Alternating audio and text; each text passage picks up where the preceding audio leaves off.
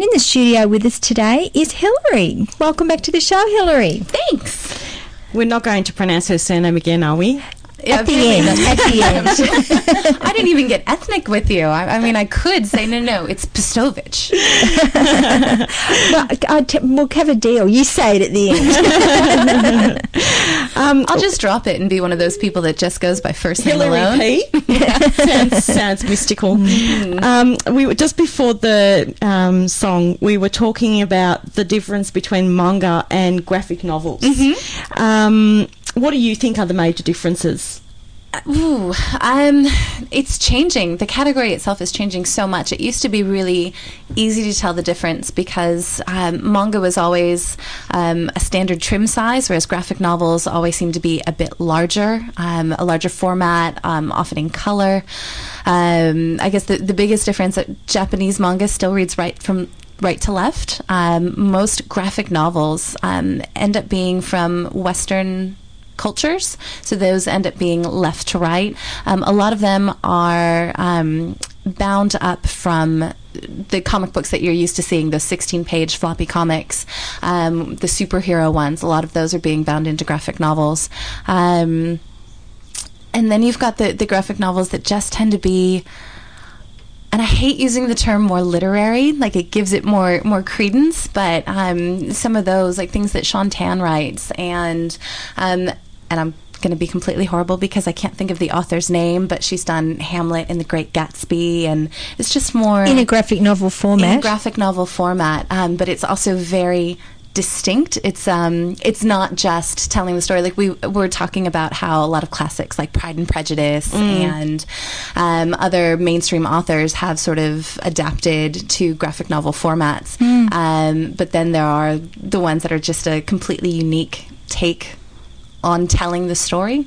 Yeah. Hamlet is an ink spot. So how do you feel in terms of the market? Are the people who are into manga moving on to graphic novels, or do they reject graphic novels as sort of like a fake? I think it's at the moment a really different audience, and I think it depends on where you are. Obviously I have the unique perspective of being from the US, so I'd say that market's very different from what things are like in Australia at this point.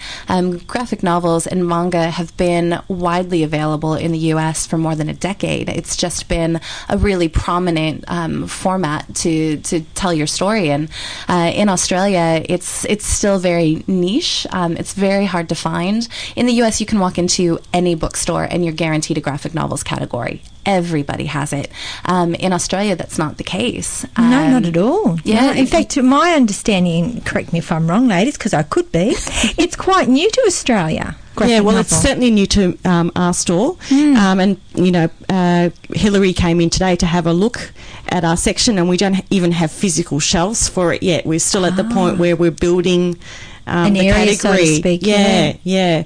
But certainly it's grown. I mean, we've only just introduced it just before Christmas, and it's demanding its own section in the store. And again, the age range of people that are buying that, is it across the board, or is it younger people, older people?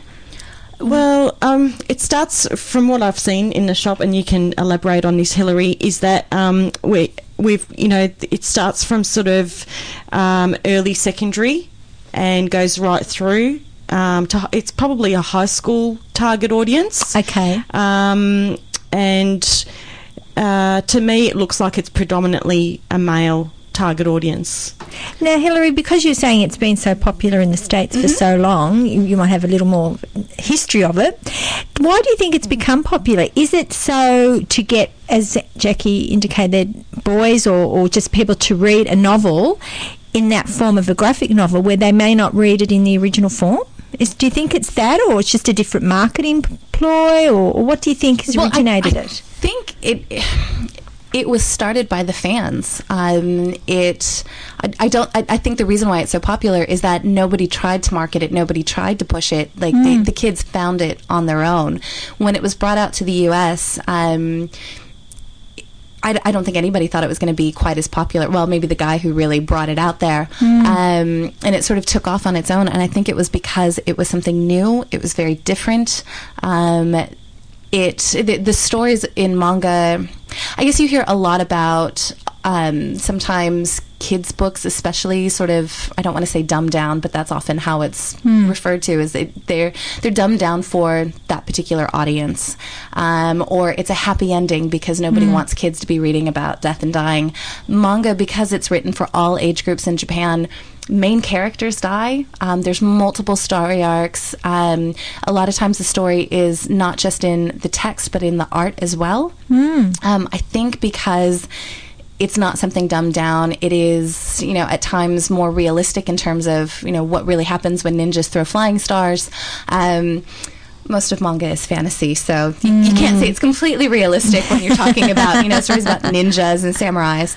I think that's the part that just made kids want to read it, and it kind of built from there. Is there any debate going on about rating manga? Because I know I've been a little bit cautious because I don't know a lot about it myself, and I have like a 12-year-old child coming in picking up something like Hellsing, and the parents sort of saying, is this appropriate for my child, and being a little bit reluctant. Is there any been debate about what's appropriate for what age group? Yes and no. Almost all of the publishers in the U.S. Now rate their manga. There's no universal rating system, though, so it's really up to the publisher to decide what they think merits the rating that they give it. But those ratings are printed on the back of the book. You'll also often find them in any catalogs or websites. They usually include the age rating, and that can be anywhere from all ages up to a mature with explicit content label and shrink wrapping. Most of them are rated teen, which is for most publishers 13 and up. Okay. And then there's an older teen or teen plus, which is 15 or 16 and older. Again, no universal system. This is done by the publishers to sort of avoid having some government agency come in and say everything must be rated based on, A, B, and C. There's been a reluctance to rate books from the beginning anyway, from an artistic point of view, but I think also it comes down to a logistical point of view, because it's much quicker to rate a 1.5 hour movie than it would be to try and rate every book ever written. So I wonder if there's any difference to, like, obviously a written book with just print in it can obviously have quite graphic writing in it of all types that could be rated R in a film or whatever. But do you think because they're actually in picture form that would alert people more to rating them rather than them being just in a print? I think that's exactly what happened. If it was a traditional novel, if it was in prose, it wouldn't be rated and it wouldn't be a problem. And that was the argument before the publishers started putting on that rating, was that books aren't rated, but it does come down to that visual art form, and that's where it's coming from. So because I guess too, like in a bookstore, often kids will wander around a bookstore and look through books. Now, when it's, as you say, when it's in prose, often it's usually not at the beginning of the book. You'd have to really stand there and read through the book, generally speaking, which most kids wouldn't pick up, especially younger kids. But when they're pictures, they're just going to open up the pictures. That comes down to also where you position the books. Oh no, but I'm just saying in regards to why they might be rating them rather than when they're written in prose. Because it's more chance that a child could just open them and which is the reason I think that they started shrink wrapping anything that was rated mature or 18 and up, is making sure that kids who were wandering the bookstore couldn't flip through it. Yes, those, at least not those mature rated ones. Because we do that. We will. Even a rated R book, like something like The American Psycho, for example, that's not rated because it's a book, and it's not shrink wrapped because it's a book, but we'll still wrap it in the shop. Oh, really? Yeah. Wow. Yeah. Is that just a personal choice of your store? Yeah. Okay. So it wouldn't be a general thing that would be done across the industry. Be. And it's also like we've done the same thing with the manga and that sort of stuff. We've placed it next to our fantasy, so we're acknowledging that we think, that it's not just a child's decision to pick it up. Yes, that's very absolutely. responsible in your case. So when one thing that fascinates me that it's the way you read it is, you know, the Japanese way. I assume that you obviously read these books. How did you find It'd that? be really awkward if I didn't. I know. How did you find that when you first started doing that? You know, it takes probably 2 or 3 to get the hang of it. And I think one of the reasons why it's usually teenagers who pick this up first is that they more easily adapt to a new reading format. I was not a teenager when I first picked one up, so I think that's why it took me 2 or 3. I also started with one that was still a manga, but it was a Canadian author, so it read from left to right. Okay. So I read that first to get the hang of reading the panels, because you do have to not only worry about the direction you're reading from right to left or left to right, but also up and down. Because you could really have a whole different story if you... It's a bit of Sudoku process. I could just imagine the trouble I would have. Well, most of the books, if you try and read them from the end first, the publisher will put in a page that says you're reading it backwards, or you're about to read the back of the book. This is how you read a manga, and it'll have a diagram that will let you know, basically numbering the panel saying you read them in this order. Oh, that's really good, though, for someone who's starting out reading them, because it is as you said, in both visually and the direction in which you're reading is quite different. So it would take your mind a little bit to actually program to do that. As it turns out, only for adults. The kids pick it up and can read it within seconds. Why I love it. Exactly. So Yeah. How do you think the impact of technology, is there an impact? I mean, we've been talking a lot in the book industry about ebooks and all that sort of stuff, and how, what's the future, and how is it going to impact how people read. And manga is actually quite a fascinating example, because it relies so much on the graphic aspect.